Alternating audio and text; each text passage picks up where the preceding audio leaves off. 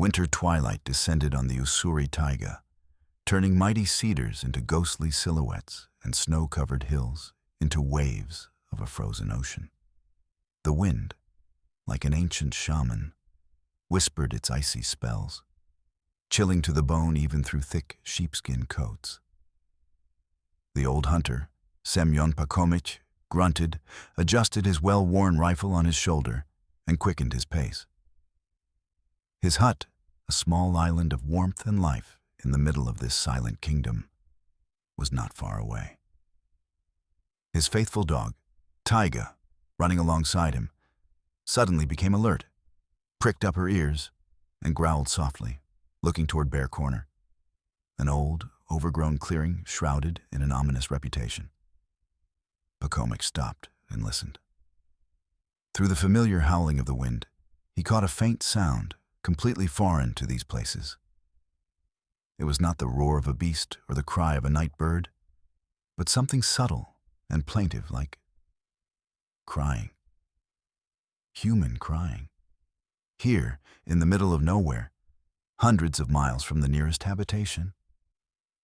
Pakomik shook his head in disbelief. He was getting old. His imagination was playing tricks on him. But Taiga continued to whine restlessly, her sensitive nose picking up something that was inaccessible to the human sense of smell. And the cry repeated itself, now clearer, more desperate, as if someone was calling for help with their last ounce of strength. Knowing that there was almost no hope left, something unpleasant stirred in the old hunter's chest, hardened by decades of lonely life in the taiga. He knew all the voices of this forest, but this sound was out of place, disrupting its harsh harmony. There was something about it that made even him, Pakomik, who had looked death in the eye more than once, shiver.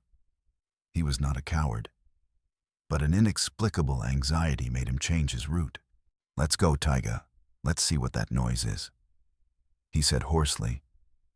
And the dog, wagging its tail, rushed toward Bear Corner, where the strange, heart-rending sound pierced the frosty air. The snow crunched under his felt boots, and Pakomik's heart beat faster than usual. Sensing something out of the ordinary, something that could forever change his established, measured life as a hermit. He did not yet know that this evening would be a turning point for him, that he would have to make a decision that would challenge all his experience and beliefs, everything that the harsh but fair taiga had taught him. Before we continue, let us know which city you are from.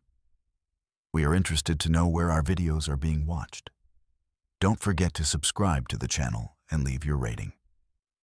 This motivates us to make new and interesting videos. Well, let's begin. Making their way through the thick undergrowth, breaking dry branches that crackled in the frosty silence, Pakomik and Taiga slowly approached the source of the strange sound. Bear Corner had always been a gloomy place. Even on a clear, sunny day, there was a special, oppressive twilight, as if the sun's rays were afraid to penetrate the thicket. Old, uprooted trees covered with moss and lichen resembled giant monsters frozen in their death throes. It was said that this place had once been a camp for escaped convicts, and that this land had seen many dark deeds. Animals tried to avoid this place, and even the birds sang softly, fearfully. Pakomik had found old traps here, set by his ancestors, and always felt uncomfortable. The crying grew louder, and now he could make out some childish, helpless notes. A wild thought flashed through Pakomik's mind. What if it really was a child? Lost, separated from its parents. But who in their right mind would drag a child to such a remote place, especially in winter? He dismissed the thought, but his heart continued to pound with double force. Taiga, usually bold and feisty, now cowered at his feet, whimpering softly, the hair on her neck standing on end. Finally, they made their way to a small clearing littered with windfall. What Pakomik saw made him freeze in his tracks, and his old rifle involuntarily jerked in his hands. Under the upturned root of a huge old cedar tree, in a small snowy hollow, curled up in a ball and trembling all over, lay a bear cub. It was tiny, barely bigger than Taiga herself, with wet fur matted with frost and what looked like tears. It did not growl or try to defend itself, but only whimpered quietly and intermittently. And this whimpering was so similar to human crying that the old hunter caught his breath. His small, black, beady eyes, full of indescribable horror and despair, were fixed on some point in the void.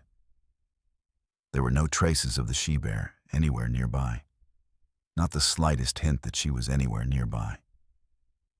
Pacomic, an experienced tracker, immediately understood.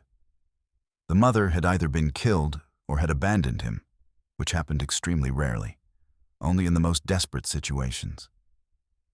The cub was alone, completely alone in this icy, merciless desert, and doomed to a certain agonizing death from cold and hunger.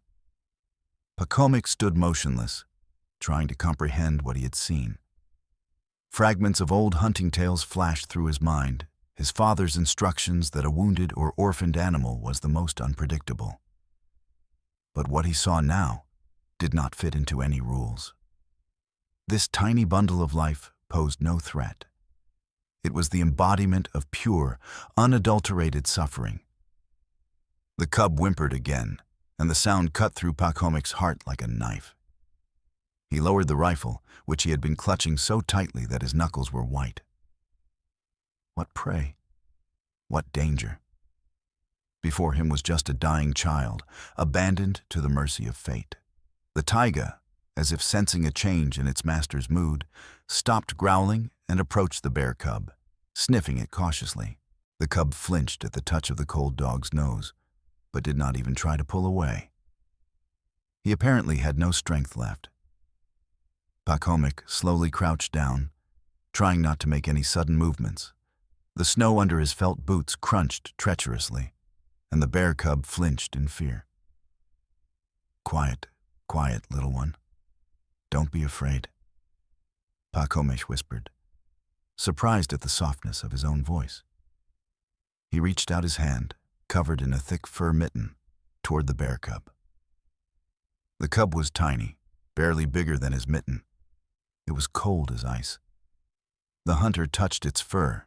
It was stiff and frozen. Breathing, if there was any, it was so faint that it was impossible to detect. Two feelings struggled inside Pacomic.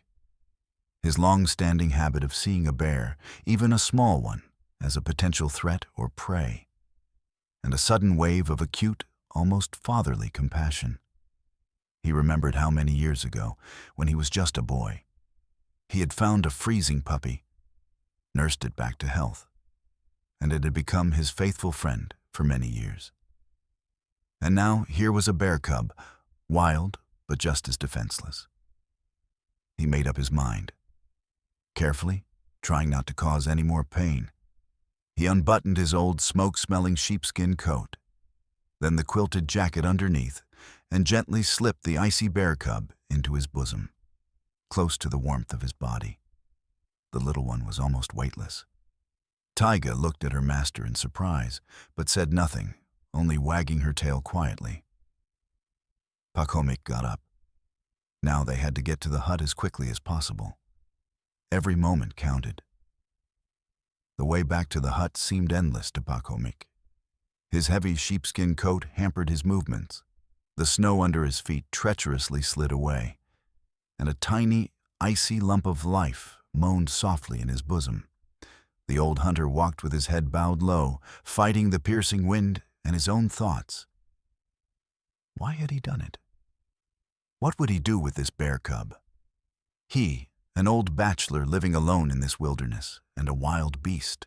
It was against all the rules, against common sense, against all his life experience. A bear is not a kitten or a puppy. It is a predator that grows up to be dangerous. But every time he felt a faint movement in his bosom, these thoughts receded into the background, giving way to a single desire: to save, to warm, to feed. The taiga raced ahead, looking back from time to time as if encouraging its master. The dog seemed to understand the importance of the moment. Dusk was falling, turning the taiga into a realm of shadows and vague outlines. Pacomic navigated by landmarks known only to him. A broken branch of an old spruce tree, the distinctive bend in the stream, the position of the stars beginning to peek through the thinning clouds. He felt his strength leaving him. He was no longer as young and strong as he used to be, and this unexpected burden, both physical and moral, was not easy for him. But he stubbornly pressed on, driven by the thought of the tiny creature he was trying to snatch from the icy clutches of death. Finally, a faint light appeared through the trees in the window of his hut. He always left the wick of the kerosene lamp burning when he left for a long time. That little light was a symbol of home, warmth, and safety. Reaching the porch, Pacomic gasped for breath. He carefully took the bear cub out from under his shirt. The little one was still cold, but seemed to be breathing a little more evenly. "There you are, almost home, little one," muttered the old man, addressing himself rather than the unconscious cub. He quickly entered the hut, which smelled of resin, smoke, and dried herbs. Taiga immediately darted under the bench, her usual place. First, Pacomic threw some logs into the cooling stove. The fire was slow to catch, but soon it roared merrily, filling the room with life-giving warmth. Pacomic spread an old sheepskin on the bench by the stove, the warmest place in the house, and carefully laid the bear cub on it. The little one did not move. His eyes were closed, and his body seemed lifeless. The old hunter began to gently rub its small, cold paws with his rough but surprisingly gentle hands. He breathed on it, trying to warm it with his breath. "Come on, sweetheart. Come on, don't give up," he whispered. And in his voice there were notes he didn't expect to hear from himself, notes of anxiety, hope, and a kind of desperate tenderness. Pacomic had a goat, Zork, his faithful nurse. He quickly milked her, pouring a little milk into an old chipped mug, warming the milk on the edge of the stove to make it slightly warm. He found among his few possessions an old pipette that had belonged to his father, which he had once used to feed wounded baby birds. Carefully, drop by drop, he tried to pour a little milk into the bear cub's half-open mouth. At first, the cub did not react, and the milk simply flowed back out. Pacomic did not give up. He brought the pipette to its lips again and again, and suddenly, oh miracle, the bear cub made a faint smacking sound and took a tiny, barely noticeable sip. Then another. It was a small but important victory. Pacomic felt a weight lift from his heart. So there was hope. He continued to patiently feed the baby until it had drunk several pipettes of milk. Then he wrapped it up again in the old sheepskin coat, closer to the warmth of the stove, and sat down on a low bench next to it, never taking his eyes off it. Taiga came up and nudged his hand with her wet nose, as if to ask, "How is he, master?" Pacomic stroked the dog on the head. "He'll be fine, Taiga, I think. He must be strong, a taiga dog." Night fell on the taiga, bringing with it even greater frost and a piercing wind that howled in the chimney like a flock of hungry ghosts. And in the small, hotly heated hut, the old hunter sat by the bed of a tiny, dying bear cub, fighting for its life as he had never fought for any of his prey. It was a strange, almost surreal scene. A stern, weather-beaten old man, accustomed to taking life, now desperately trying to save it. Morning came with a timid dawn light, shining through the small, frosted window of the hut. Pacomic had not slept all night, only occasionally falling into a short, restless slumber. He kept tossing wood into the stove, checking on the bear cub, listening to its breathing. And then, when the first rays of the sun touched the snow-covered tops of the cedars, the little one stirred. He squeaked softly and even tried to lift his head. Pacomic leaned over him. The bear cub's eyes were open. Muddy blue, like all newborn predators, they looked at the world with naive, as yet unrecognized curiosity. "Well, look at that, you lazy bones. You're awake." Pacomic smiled, and this smile transformed his stern, usually gloomy face. He milked Zork again. This time, the cub drank the milk much more eagerly, even trying to lap it up from the saucer that Pacomic held out to him, snorting comically and smearing milk from head to paw. Taiga, watching the scene, wagged her tail quietly. Without realizing it, Pacomic began to call the bear cub Mishka. The name came to him naturally. Simple, affectionate, homely. The day promised to be busy. He had to chop wood, fetch water from the ice hole, and check the snares. Not so much for the sake of the catch as out of habit. But now these chores didn't seem so burdensome. A new, unexpected meaning had appeared in his lonely life, albeit temporary. He was looking after a wild creature that, by some incredible twist of fate, had come under his care. And this filled his heart with a strange, long-forgotten warmth. He felt needed, and that was the most important thing. Leaving the hut, filled with the smells of wild animals, milk, and warmth, he breathed in the frosty, clean air. The taiga stood silent and majestic around him, covered with a snow-white blanket. And somewhere out there, in its depths, was the real, harsh life of his ward.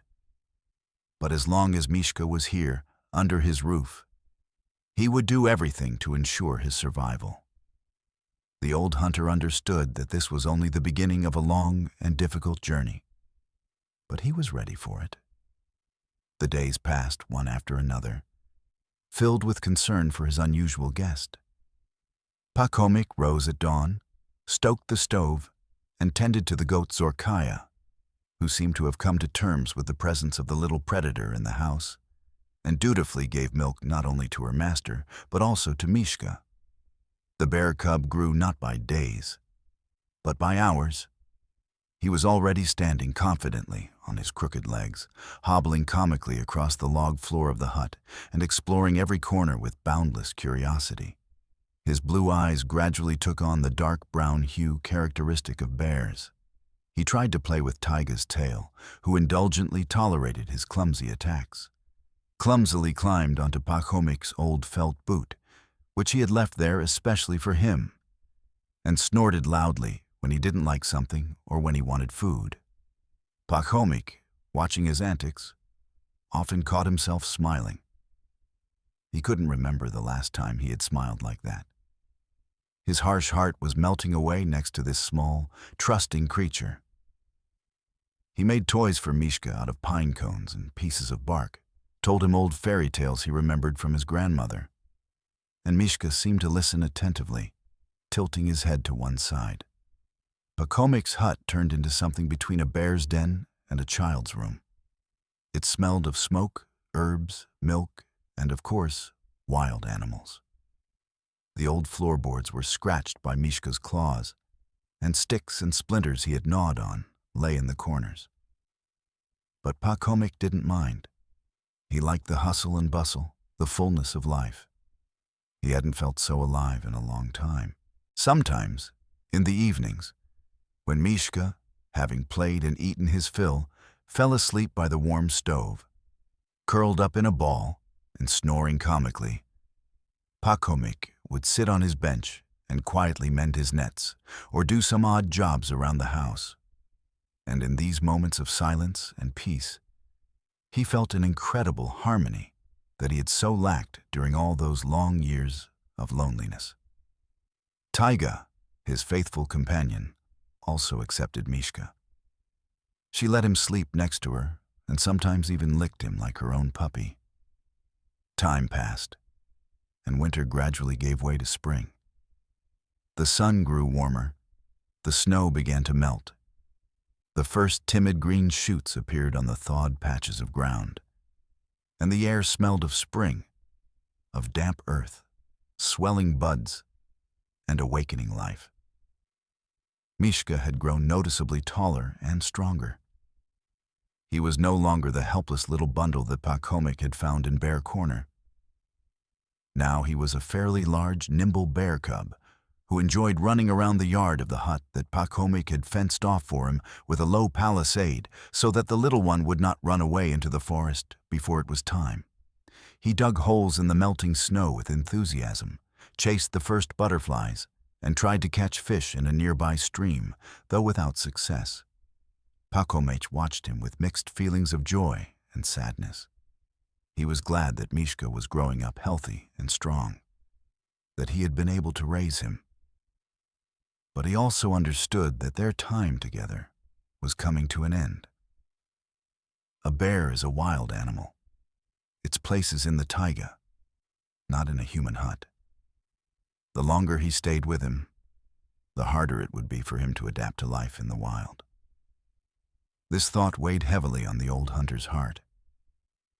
He had grown so accustomed to Mishka, to his antics, to his trusting gaze. Without him, the hut would once again become empty and quiet, too quiet. But Pakhomik knew that he had to do what was right for the bear cub, not for himself. He began to gradually prepare Mishka for his return to the wild. He began to feed him less often from his hands, leaving food in secluded places in the yard for him to find himself. He brought him berries and roots from the forest that bears eat in nature. He told him about the forest, its dangers and its beauty, as if Mishka could understand his words. And maybe he did. After all, animals often sense things that are inaccessible to humans. Once, Pakhomik took Mishka with him on a short walk in the forest, beyond the boundaries of their yard. At first, the bear cub was frightened by unfamiliar sounds and smells and huddled close to Pakhomik's legs. But then curiosity got the better of him, and he began to explore everything around him with interest. Pakhomik showed him the tracks of other animals, taught him to distinguish edible plants, and told him what dangers to avoid. These were their first lessons in survival in the taiga. Pakhomik thought more and more about Mishka's future. Simply releasing him into the forest, even though he was grown up and had been taught a few things, was too risky. A small bear raised by humans could easily become prey for other predators or, even worse, wander into human settlements in search of easy food, which would inevitably lead to trouble, either for him or for the people. No, that option did not suit Pakhomik. He felt responsible for this animal, which had become almost like a son to him. He had to come up with something else, something that would give Mishka a real chance at a long and safe life in his native environment. And then one day, sitting on the porch and watching Mishka clumsily trying to catch a butterfly, Pakhomik had an idea. It was bold, almost crazy, but perhaps the only right thing to do. He remembered an old hunting story he had heard from his grandfather. It was about how a wild wolf pack took in an orphaned wolf cub, sensing that he was one of their own. What if he tried to find a bear family for Mishka? Find a she-bear with cubs of about the same age and try to introduce them to each other? The idea was so incredible that Pakhomik couldn't believe it himself at first. Who in their right mind would go looking for a wild bear with cubs and with the aim of foisting someone else's cub on her? It was deadly dangerous. A bear protecting her offspring is one of the most fearsome animals in the taiga.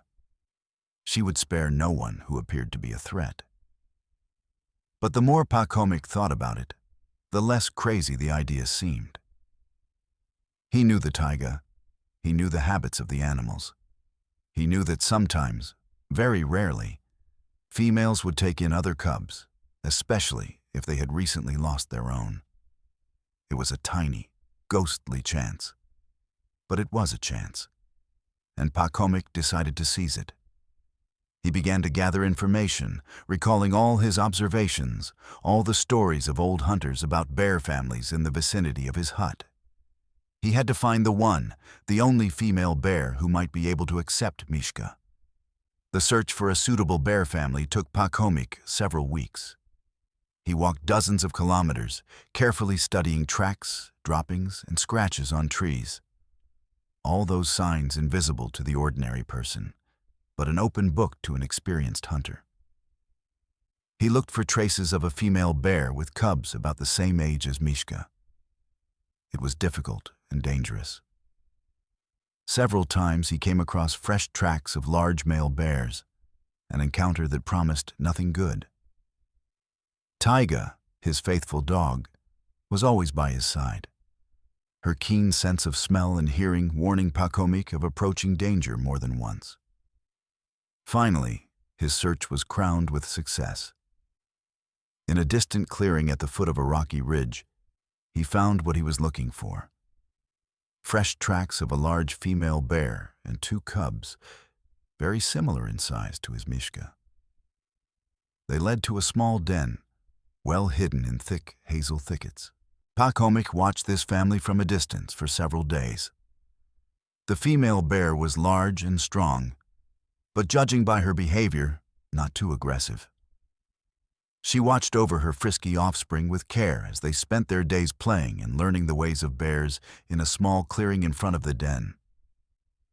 Pacomic felt that this was exactly what he was looking for. Now came the hardest and most dangerous part, trying to introduce Mishka to this family. He knew that the chances of success were slim and the risk was enormous. But he had to try, for Mishka's sake. He returned to his hut with a heavy heart. The coming day could be either a day of great luck or a day of tragedy. He sat by the stove for a long time, looking at the sleeping Mishka, who was trustingly nestled against his leg. How could he explain to this little, unsuspecting creature that tomorrow their paths might part forever? How could he prepare him for a meeting with his wild, unfamiliar mother? Pacomic stroked the cub's soft fur and whispered words to him, trying to convey his love, his anxiety, and his hope. He hardly slept that night, going over his plan again and again in his head, trying to foresee all possible scenarios. But he knew that in the taiga, nothing could be predicted with certainty. Here, everything was decided by fate and animal instinct. At dawn the next day, Pacomic was already up. He fed Mishka, caressed him one last time, trying to hide his excitement from the bear cub. Then he put him in an old but sturdy wicker basket that he had prepared especially for this occasion. Mishka, accustomed to Pacomic sometimes carrying him in this basket on short walks, behaved calmly, only glancing curiously from side to side. Pacomic slung the box over his shoulder, took his rifle, not for hunting, but for self-defense, in case of extreme necessity, and glancing one last time at his empty hut, set off. Taiga, whom he had decided to leave at home so that her presence would not scare the bear, whimpered plaintively at the door, watching her master with an anxious look. The road to the den was long and difficult. Pacomic walked cautiously, trying not to make any noise, choosing the most secluded paths. The sun was already quite high when he finally reached the familiar clearing. He left the box with Mishka a few dozen meters from the glade where the bear cubs usually played, and circling the glade in a wide arc, hid in the thickets of cedar trees, from where he could see everything that was happening. His heart was beating so hard that it seemed to echo throughout the entire taiga. He waited. An hour passed, then another. The bear family did not appear. Pacomic began to worry. Had they left? Had all his efforts been in vain? Suddenly, he heard a familiar snort and the crackling of branches. A female bear emerged into the clearing, followed by her two cubs, tumbling and jostling each other. They were almost identical copies of his Mishka, just as fluffy, clumsy, and curious.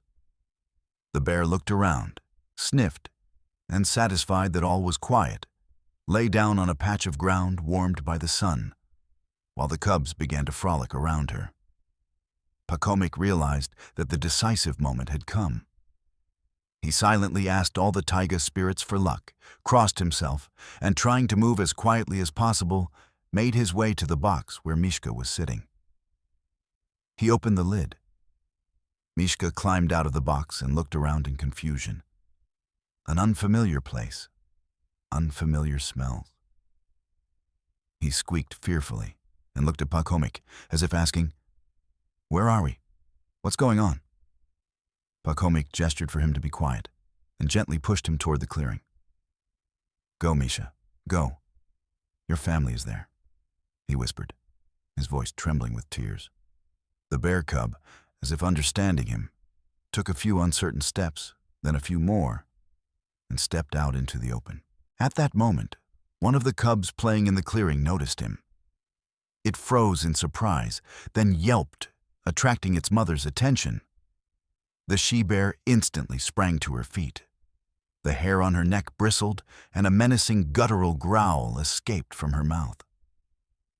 She saw the stranger. Pacomic froze in his hiding place, his hand involuntarily reaching for his rifle. Now everything would be decided. The female bear took a few steps toward Mishka, who pressed himself to the ground in fear and whimpered pitifully. Her cubs hid fearfully behind her back.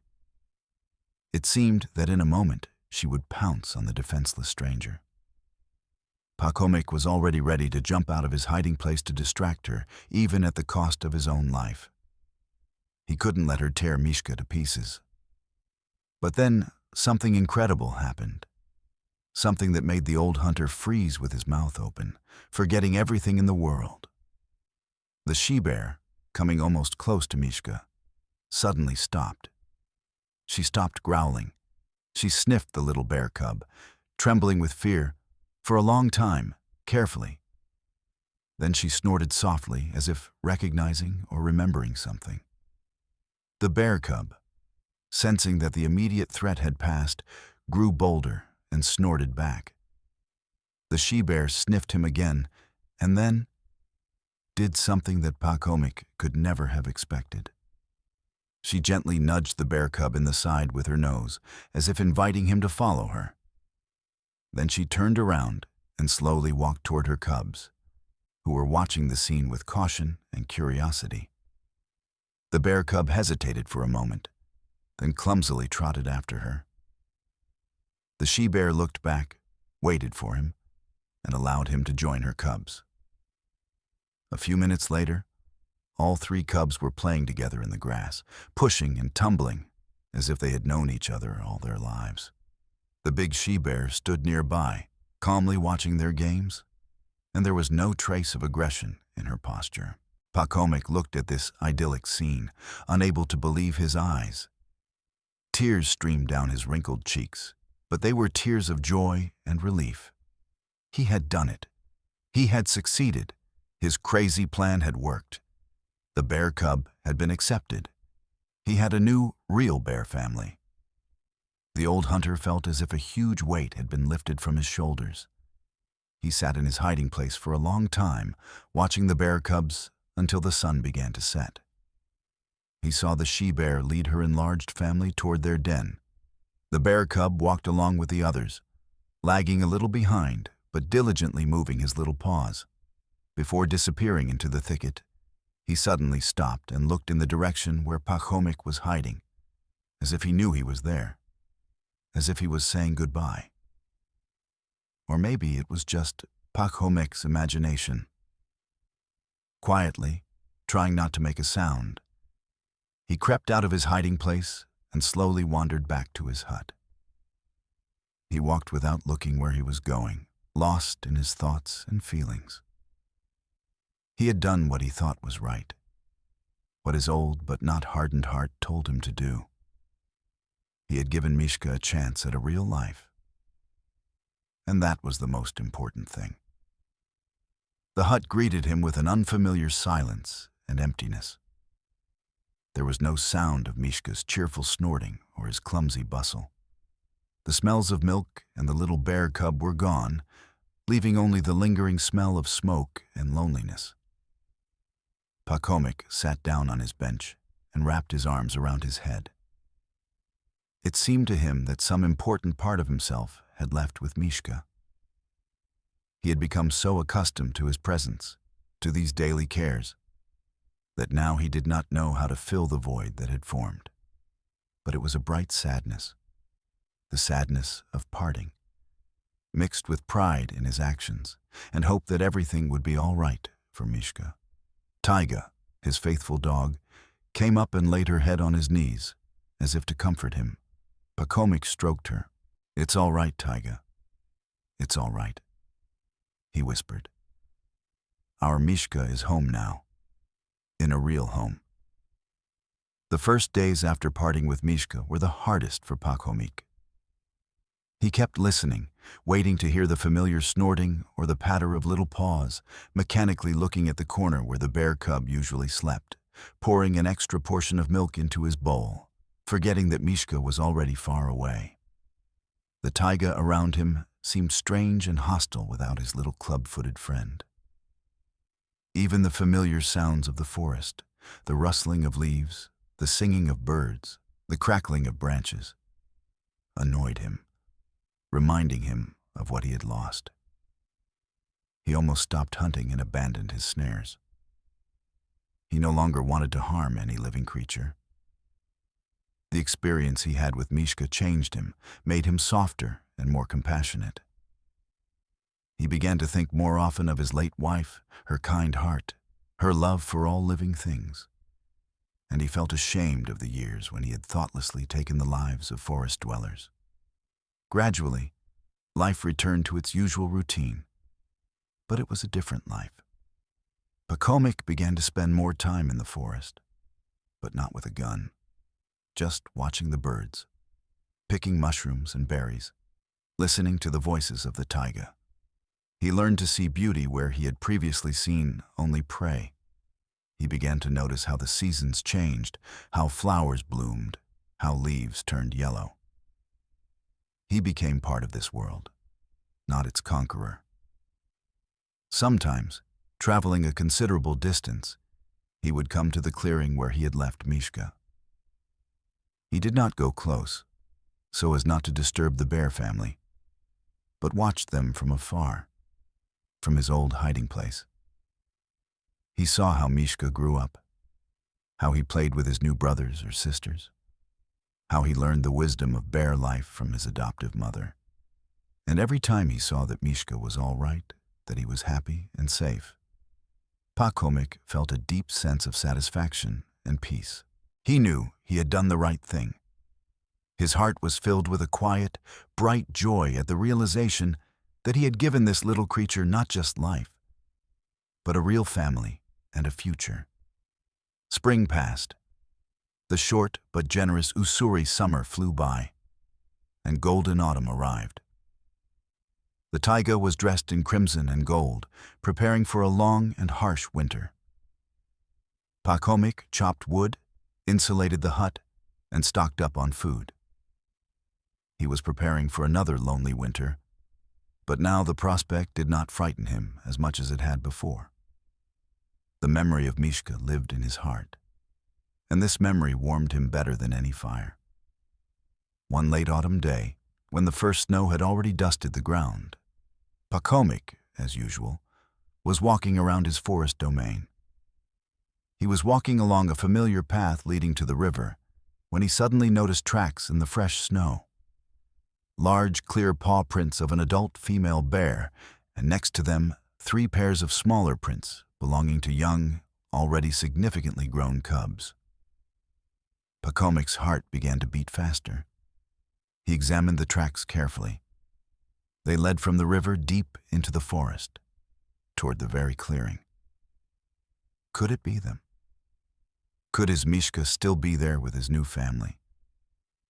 He cautiously followed the tracks, trying not to make a sound, although he knew that if it was really them, they would have smelled him long ago. The tracks led him to a familiar clearing, and there, at the edge of the forest, he saw them. The female bear stood with her head held high, her brown fur glistening in the autumn sun. She was as strong and confident as he remembered her.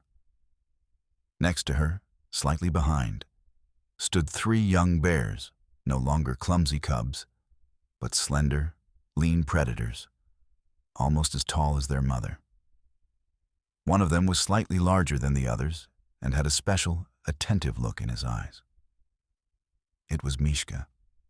He was also looking at Pachomik, and in his intelligent, dark brown eyes there was no fear, only calm curiosity and, as it seemed to Pachomik, some vague, distant recognition. Pachomik froze, afraid to scare them away. He didn't know what to do or what to say. He just stood there looking at them, and they looked at him. The silence lasted several minutes. Then the female bear took a few steps forward, stopped, and snorted softly. It was not a threatening growl, but rather a greeting, a recognition. Pachomik slowly, very slowly, stretched out his hand, palm up, as a sign of no hostile intent. He didn't expect them to approach. That would have been too incredible. But the female bear, hesitating for a moment, took a few more steps and stopped at a respectful distance. She looked at him with her intelligent, understanding eyes. And then Mishka, his Mishka, separated from his companions and also came a little closer. He stopped next to his mother and also looked at Pachomik. And at that moment, the old hunter felt that there was some invisible but strong connection between him and these wild animals. A bond born of compassion, trust, and one incredible act. He did not try to get closer or speak. He understood that it was unnecessary. They already understood everything. They recognized him. And they had come to show that everything was fine, that Mishka was alive, healthy, and happy. The bears stood there for a while longer. Then the female bear turned and slowly walked toward the forest. The young bears, including Mishka, followed her. At the edge of the forest, Mishka turned around once more and looked at Pachomik. His gaze was long and piercing, as if he wanted to remember him forever. Then he disappeared behind the trees, leading his family away. Pachomik stood in the clearing for a long time, watching them until their figures finally disappeared into the autumn thicket. The taiga became empty and silent again, but it was a different kind of silence, filled not with loneliness, but with a bright sadness and pride that he had been able to perform this small miracle. He knew they would not stay with him. Their place was in the forest.